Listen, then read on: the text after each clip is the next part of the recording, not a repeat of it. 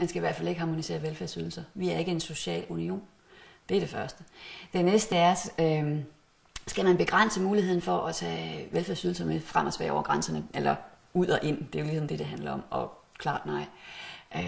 Hvis vi skal sige, at der skal være fri bevægelighed, hvis folk skal ture og rejse ud, så skal folk vide for det første, at det bliver ringere stillet, i hvert fald ikke væsentligt af at rejse ud, og at det heller ikke bliver ringere stillet, når de kommer hjem igen.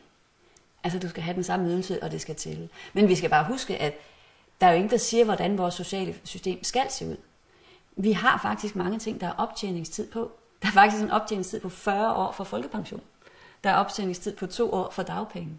Der er ingen, der siger, at alting skal være automatisk og gratis. Det må vi jo så se på. Lige nu er det ikke et økonomisk problem. Altså lige nu er det meget, meget begrænset, hvad det egentlig koster. Og der er faktisk i de regler om det mulighed for at sige, ved du hvad, nu er vores velfærdssystem faktisk under pres af det her. Der er allerede hul i reglerne til at skrue ned, hvis det er. Men jeg synes heller, at vi skal se på, jamen, skal der være optjeningsydelse eller tid på noget andet også? Skal det se sådan her ud? Fordi vi har bare behov for den her fri bevægelighed. De vandrende arbejdstager, vi får, de giver faktisk overskud. Det er sådan en som mig, sådan en, der bor i Danmark med en masse børn og skal have en masse ydelser, fordi jeg skal have et tilskud til min gratis skole og min børnehave. Det er sådan en som mig, der er dyr. De vandrende arbejdstager, de lægger flere penge, end de tager med hjem. Så vi har behov for dem. Det kan godt være, de kan undvære os, men vi kan faktisk ikke rigtig undvære dem. Så et eller andet sted. Ja, det skal blive, som det er nu, men vi skal selvfølgelig se på det.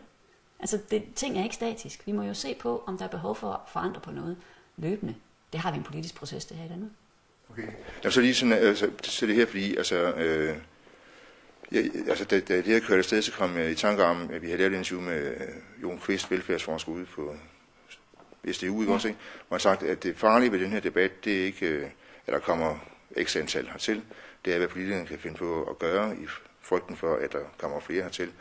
Og så lige efter jeg har kommet sammen om det, så siger Martin Lidegaard, at der er brug for, at vi ser på vores velfærdsydelser, set i lyset af, at vi lever i en global verden. Altså, det er vel det, hvor det bliver farligt for den danske velfærd. Ja, altså for mig at se, at vandrende arbejdstager for andre eller andet som en forudsætning for, at vi realistisk set kan fastholde vores velfærdsydelser.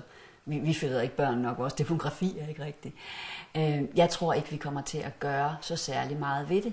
Fordi jeg tror faktisk også, at den her debat ser ud til at have lagt sig lidt og begyndt at handle om noget, som jeg synes er meget mere spændende, nemlig, hvad sker der med vores, hvad med løndumping, hvad med underbydning, ikke?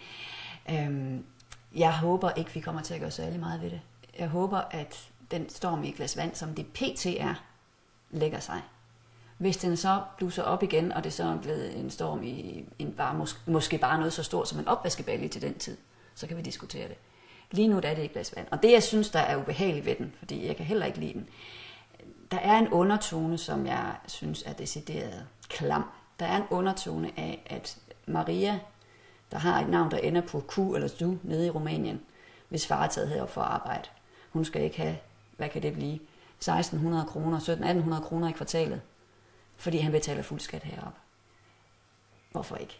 Jeg kan simpelthen ikke lide den undertone, og jeg kan ikke lide den undertone, der har været af polske, og de her polakker, de tager vores penge. Altså, der er en grim undertone af, at de skal bare have brugerskat i, og så skal de tage hjem igen. Og jeg synes, det er pinligt. Jeg synes, det er under lavmål. Og specielt kan jeg ikke forstå, at partier, som ikke normalt tilslutter sig den debat, ingen nævnt, ingen glemt, overhovedet er det bekendt.